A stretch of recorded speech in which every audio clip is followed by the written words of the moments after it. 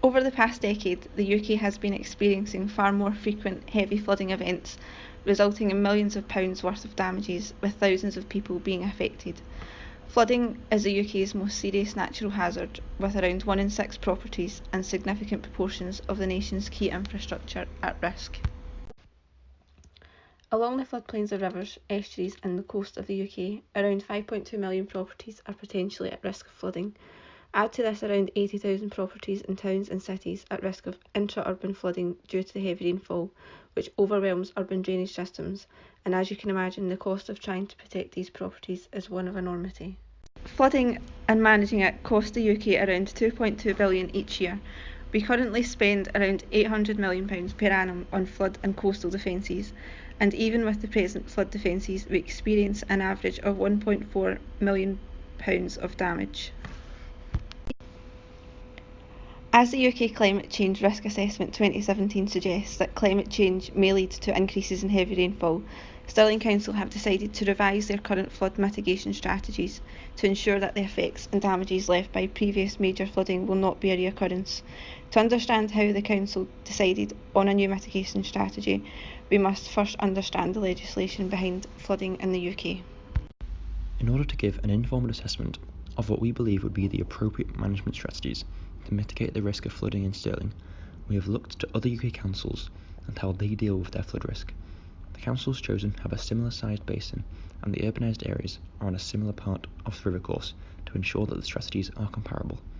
Following from this research, we will suggest methods that could be beneficial to Stirling's flood management strategies.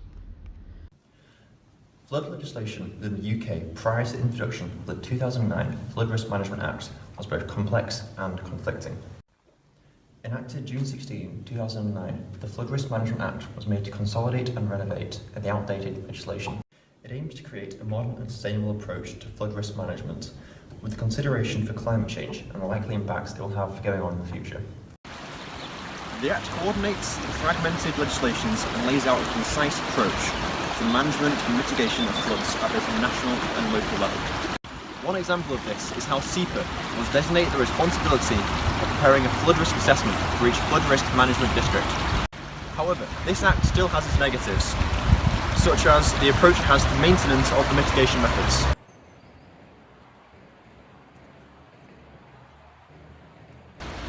It is stated in legislation that every local authority must, from time to time, assess local bodies of water. However, this statement is unspecific and could lead to the malpractice if local councils were to interpret it the wrong way. However, overall, the 2009 Flood Risk Management Act has been a positive for flood legislation, as it has consolidated older legislations and on the whole made it clearer as to what is to be expected at both national and local levels. Flooding has been a major issue for Stirling Council, with flooding becoming more prevalent in the last century. There have been many severe floods in 1908, 1993, and the latest being in 2006, each one causing a substantial amount of damage to land and property. A flood in 2006 saw the river rise almost 4 metres above normal levels and people were evacuated out of their homes. The increase in both major and minor floods has called for a vital change in river management and monitoring throughout Stirling. Council has created a plan to try and mitigate a large portion of the damages seen throughout the city when the flooding strikes. Annually, £850,000 worth of damages hit central Stirling, affecting residential properties, transport systems, agriculture, public services and many local businesses. The plans that are being put in place by the council aim to reduce these damages by £560,000 for residential areas and £19,000 for non-residential properties.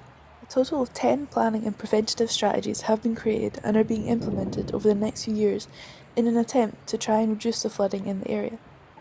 The first strategy involves installing flood embankments throughout major flooding areas by 2021. It is the only hard engineering strategy that Stirling can employ at this time, and it has a low benefit to cost ratio. It is hoped that it will avoid £70.7 million worth of future damages to property throughout Stirling, and so it will be beneficial in the long run. A study being carried out by Scottish Water and Stirling Council will hopefully reduce damages to properties in Stirling and Bridge of Allen. It is a long-term plan that will highlight the future of flood risks and how the river interacts with the sewer network, sea and water courses. It will help the flood authorities plan effective future mitigation for the Stirling area. Strategic mapping and modelling is also being carried out by Scottish Water, and it is set to reduce the overall flood risk by 2021. The increased knowledge of surface water flood risks in the area will be beneficial as we can map where they will occur. Maintaining the flood warning is another important strategy that helps to inform the public before they need to take preventative action to protect their homes. Maintaining the warning is relatively low cost and beneficial as it is readily accessible to the public. Flood forecasting and guidance for emergency services and transport companies also aims to reduce the impact of floods for local homes and businesses. This forecasting and response before the flooding hits helps to minimise disruptions to daily life. It is incredibly useful as it organises emergency services before the disaster occurs. Self-help is also a very important strategy that puts the local community into action to protect their own property. It's cheaper for the local council and it also helps the properties against future flooding. Things like raising power sockets higher and tiling floors on the ground levels of houses. They are easy to carry out and cost-effective against the future floods. Also, raising awareness against floods is increasingly important. People need to be aware of the dangers when living in a high flood risk area. Flooding can be incredibly dangerous and cause a lot of damages that people need to be aware of when buying a house in an area that is prone to flooding. Maintaining the land within a flood risk area is a vital part of reducing flooding as well. If you have a healthy riparian zone full of vegetation, the intensity of the flood can be buffered and reduced, and ultimately it will not affect the residential areas as much. Another strategy is an initiative set up by the first and second responders that is an emergency planning and response system. It effectively helps people when flooding occurs, and having a prepared plan can help stop a more serious disaster unfolding and damages occurring for the long run. Finally, by putting planning policies in place, it helps everyone prepare for the risk of flooding. It helps the council, landowners and the public. The land can be prepared and developed in the future in the right way so that the public can be put in a greater state of readiness. This goal is to decrease the long-term land vulnerability, the costs of mitigation for flooding, ultimately increase the public's safety.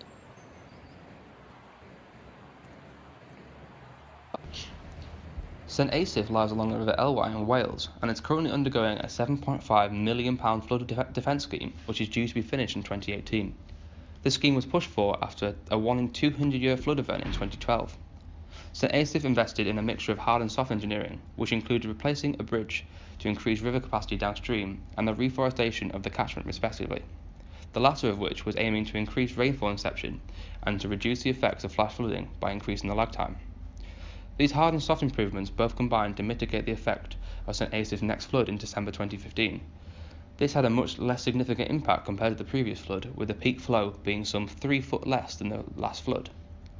Stirling could employ a similar technique, perhaps by reforesting some of the catchment areas such as south of the A811, close to Gargunnock and Cambusbarron, and additionally towards the area of Sheriff Muir, north of Mine Woods and Bridge of Allen. This could significantly increase the lag time during periods of high rainfall. Cockermouth was one of the most affected regions during the British floods of 2009, which caused a total of 4 deaths. These floods had a total economic damage of £276.5 million. Since then, Cockermouth Council have implemented a £4.4 million flood defence scheme, which received planning consent in 2012 and has since been completed. This scheme focused heavily on implementing hard defences including 19 barriers and 115 metres of passive self-activating flood barrier, which was designed to prevent a 1 in 100 year flood event with minimal maintenance. However, this method requires a lot of space, and in areas such as Riverside and Stirling, there is no such luxury. However, these defences proved to be effective when Cockermouth was faced with more flooding in December 2015. During the more recent floods, the roads that ran parallel to the barriers were completely protected from the flooding, with little to no water present, whereas the previous 2009 floods, some houses were subject to 4.5 feet of floodwater in the same area. While it is clear that hard engineering techniques like this can work, they are even more devastating when they fail. We would not recommend the introduction of barriers such as this to the Stirling area, but instead suggest a technique seen in York. Small flood walls will be incorporated into the front gardens of homes in areas such as Riverside, Raploch and Cornton. These will be equipped with sealable, watertight gates, allowing residents to more effectively protect their homes, whilst allowing the river to flood those areas. Psychologically, methods such as this can provide residents with much more reassurance that their homes will be safe in times of flood. Between 1992 and 1997, there was a joint project between Birmingham City Council and the Borough of Solihull, using soft engineering methods to remove pre-existing sheet piling and concrete bank protection from the River Cole. This cost in the region of £1 million. The aim of this was to improve the geomorphology of the river and to allow it to return to its natural state. This was effective in both mitigating any major flooding risk and in creating a habitat for more species. As the river was allowed to return to its natural flow and flooding pattern, the channels have widened whilst the meander has migrated by more than a metre. It also reintroduced the use of the floodplain for the river. This has been a relatively inexpensive way to reduce the risk of flooding, whilst providing a popular green space for the local residents. Since the project was introduced, flooding has become more frequent on this floodplain, but has consequently become more predictable and therefore easier to manage. It's possible that in Stirling, the karst area west of Bridge of Allen could be used as such a space. Perhaps even promoting flooding in this area would reduce water levels further downstream in Stirling and therefore reduce the risk of flooding in the urbanised areas. To conclude, we recommend reforestation of the upper catchment as seen here. In addition to providing funding for local residents to provide their own localised flood walls. Both these methods are successful, non-intrusive and cost effective. Thank you for listening.